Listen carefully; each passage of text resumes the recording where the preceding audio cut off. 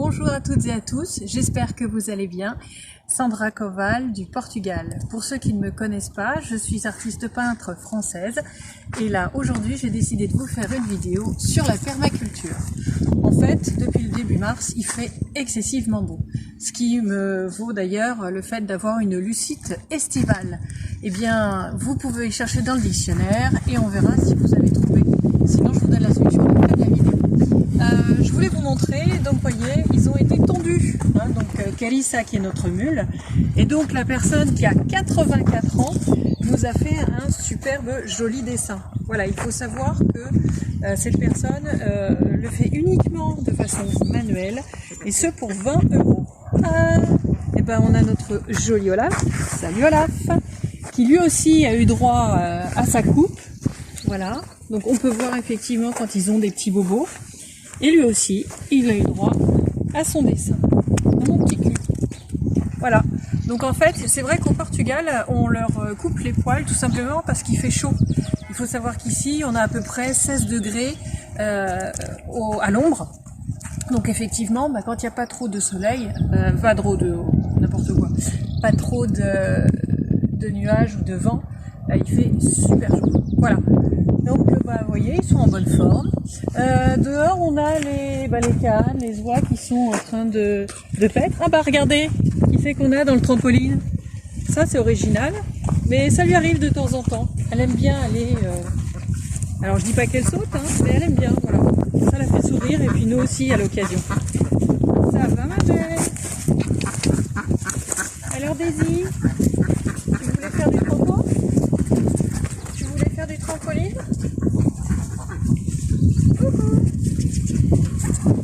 Allez, je vous montre maintenant la permaculture parce que quand même ici ça pousse. On y va.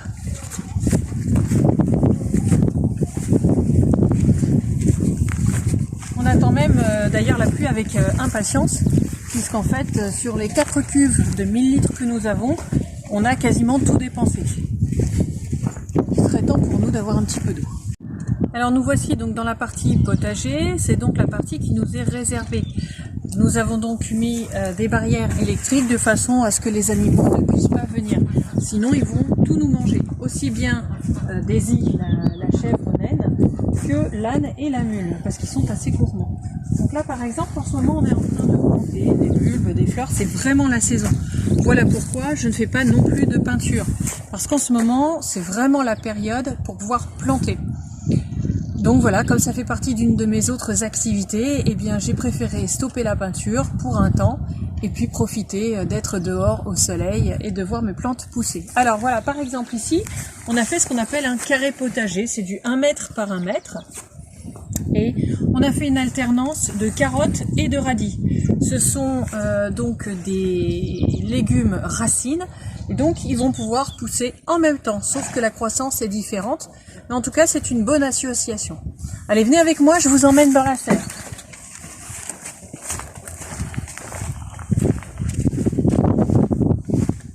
Alors, dans la serre, il faut savoir que normalement, il fait beaucoup plus chaud. Là, nous avons ouvert les portes, parce que sinon, ce serait un vrai four, un vrai sauna. Là, nous avons planté au fur et à mesure des choses. Donc là, par exemple, vous voyez, il y a des choux, nos salades. Là, nous avons en fait un plant de tomates qui s'est replanté tout seul. Voilà, on n'a pas eu besoin du tout de le planter, ça se passe tout seul. Vous avez ici par exemple de la coriandre, pour ceux qui ne connaissent pas, qui est donc montée en fleurs. Et par exemple, voilà, ça c'est de la coriandre qui est en grain. Et en fait là pour l'instant elle est verte, mais une fois qu'elle sera à maturité, eh bien lorsque ça tombera en terre, ça fera à nouveau de la coriandre. On peut aussi la consommer comme ça, vous en trouverez effectivement en supermarché. Hop là. Donc nous faisons des associations ici. Là vous avez les petits pois, ça pousse bien. Vous avez aussi les chats. Alors les chats ça pousse bien, mais ça se déplace assez régulièrement, donc faut faire attention. Ça va Peanuts? Je te dérange pas? On a donc à côté des pieds de tomates. Alors évidemment, comme je suis nounouille, pardon, j'ai oublié de noter ce que c'était. Alors ce sera soit de la courgette, soit du potimarron, soit du butternut. On verra bien. De toute façon, ça se ressemble dès le départ. Vous voyez, donc on voit bien, en fonction des différences de plantes, de tomates, qu'on en a qui se développent plus vite que d'autres. Parce qu'il n'y a aucune raison que ça ne se développe pas à la même vitesse, sachant qu'ils ont quand même les mêmes conditions. Donc on en a un très grand ici. Et puis vous voyez, ici, on en a un qui est mais ridicule. Pourquoi? Me demandez pas, j'en ai aucune idée. Par contre, donc j'ai mis de la coriandre. À quoi ça sert? Eh bien en fait la coriandre, ça sert tout simplement à éviter qu'il y ait des insectes qui se mettent sans arrêt sur les tomates parce que j'en ai mis quand même 21 pieds. Donc la coriandre et par exemple la lavande vont être des perturbateurs qui vont me permettre de ne pas utiliser ni de pesticides, ni d'engrais, ni de quoi que ce soit. Voilà. Là par exemple on a fait des semis. Alors je ne sais pas si vous dans votre région vous avez commencé les semis, et là par exemple on est sur du melon, du petit gris, et on a du concombre. Là on a toute une planche de tomates vertes. D'ailleurs il va falloir que je les arrose à nouveau parce que ça sèche très vite. Là on a du chou, ici on a de la blette. Là, j'ai repiqué donc de l'épinard géant d'hiver, et d'ailleurs on a déjà commencé à en manger. Je vais y arriver, molingouche, les fraises, pardon. Les fraises, elles, eh ben, écoutez, elles rougissent, tranquillou, mais voilà, sûrement. Là, on va replanter du coup les pieds de tomates. Voilà, parce qu'on en a quand même pas mal. Là, ce sont également des pieds de tomates, donc ce sont des semences qui datait d'il y a 5 ans. Donc je me disais que peut-être ça marcherait pas, mais en fait, bah si, ça fonctionne. Tout fonctionne en fait ici. Ça va ma fille? On travaille pas trop de ta sieste? Oh, il y a de la lumière. Hein. Oh oui. Ici, on va avoir également tout ce qui est courgettes et puis un peu de concombre. J'ai fait l'erreur de prendre de la courgette verte F1. Alors qu'est-ce que c'est le F1? Ça veut dire qu'en fait, cette courgette-là, elle a été modifiée. Hein, c'est une OGM et donc elle sera stérile. Donc ça, il faut jamais en acheter. Et puis bah j'ai fait l'erreur, j'ai pas regardé sur l'étiquette, j'ai juste regardé en portugais ce que c'était. Ça m'a convenu, sauf que c'est du F1. Voilà, donc je l'ai spécifié sur mon étiquette et je les mettrai vraiment de côté celles-ci pour ne plus les utiliser.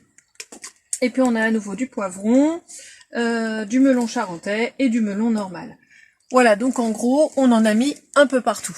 Allez, on va sortir parce que là, je commence à cuire et je vous montre les tipis. Allez, c'est parti.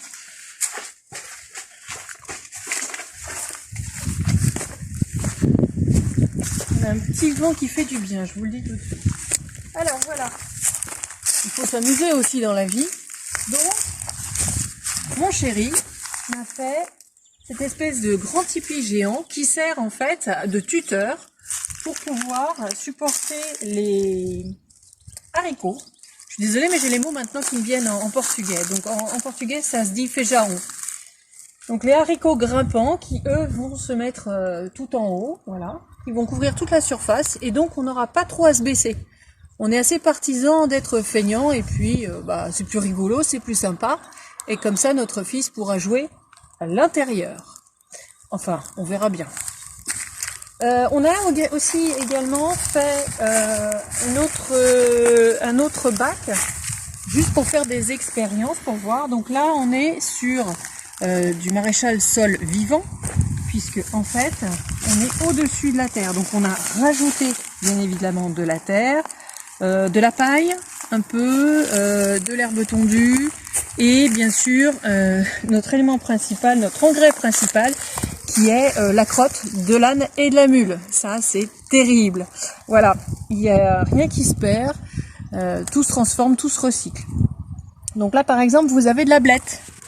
Donc ça y est, ça, vous voyez, elle est très très bien partie. Je pense que maintenant on va en avoir pendant des années, parce qu'il faut savoir que vous coupez juste les feuilles, et ensuite, ça repousse de façon cyclique et annuelle. Donc surtout, ne déterrez pas derrière. J'ai dû planter 2-3 fleurs parce que voilà, ça me plaisait. J'ai remis en fait des choux. Vous voyez, là, il y a également des épinards. On constatera donc qu'ils sont moins grands que quand on est dans la serre. C'est normal, il y fait moins chaud. Voilà, puis sur la fin, on a remis des choux. Ça, si vous entendez, mais ça croustille. Pourquoi? Parce qu'en fait, par terre, on a mis de l'ancienne paille qui ne sert pas donc, à la consommation pour les animaux, ce qui permet de protéger le sol. Là, vous pouvez voir, mon mari s'est amusé à nouveau donc à faire de la culture surélevée. Et là, pour le coup, on a mis des brocolis violets.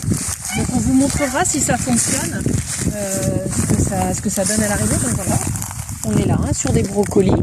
Toujours le principe de détourner l'attention des animaux et des maladies.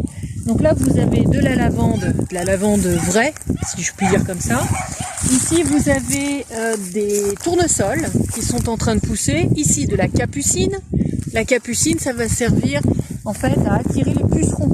Donc les pucerons vont aller se greffer sur les capucines, vont la manger. La capucine ne craint absolument pas les pucerons, ça n'a aucune importance. Les fleurs sont comestibles et les feuilles également, même pour l'être humain. Par contre, ça n'ira pas attaquer nos brocolis ni éventuellement nos choux. Voilà, et puis les tournesols, c'est quand même parce que c'est plus sympa pour les oiseaux qu'on a un petit peu ici de leur donner de la nourriture.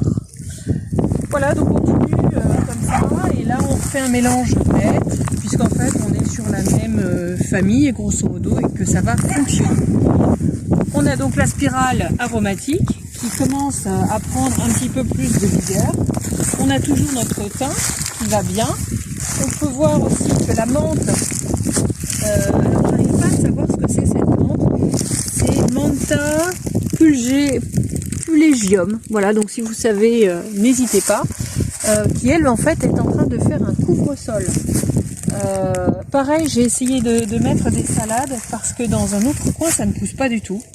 Donc je vais essayer de voir pourquoi. Et bien sûr elles sont entourées de capucines. Voilà, donc ça les protège. Et puis toujours de la coriandre qui elle est un peu violette, qui est en fleurs.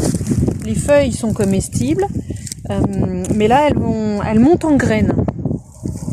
Comme on dit, de la coriandre, du persil plat, à nouveau donc des graines, ce que je vous ai montré tout à l'heure, il y a les graines que j'avais récoltées précédemment, je les ai remises.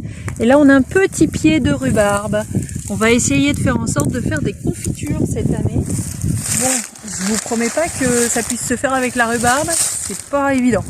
Et puis sinon on a planté également plein d'arbres fruitiers tels que citronnier, oranger, pêcher. On a aussi plein de cassissiers. Normalement au mois de mai on devrait avoir des framboises. Donc voilà, ça nous occupe énormément. Et vous voyez, j'ai tout autant de plaisir à vous faire une vidéo au niveau de la permaculture et d'être dans mon jardin au soleil que de vous montrer une peinture.